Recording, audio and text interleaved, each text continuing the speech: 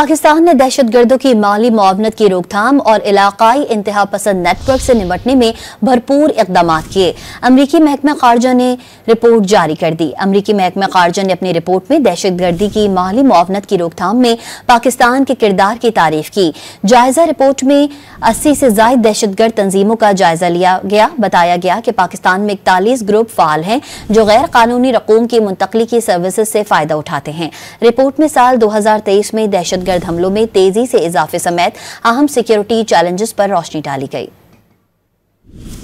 पाकिस्तान ने दहशतगर्दों की माली मुआवनत की रोकथाम और इलाकाई इंतहा पसंद नेटवर्क से निपटने में भरपूर इकदाम किए। अमरीकी महकमा खारजा ने रिपोर्ट जारी कर दी। अमरीकी महकमा खारजा ने अपनी रिपोर्ट में दहशतगर्दी की माली मुआवनत की रोकथाम में पाकिस्तान के किरदार की तारीफ की।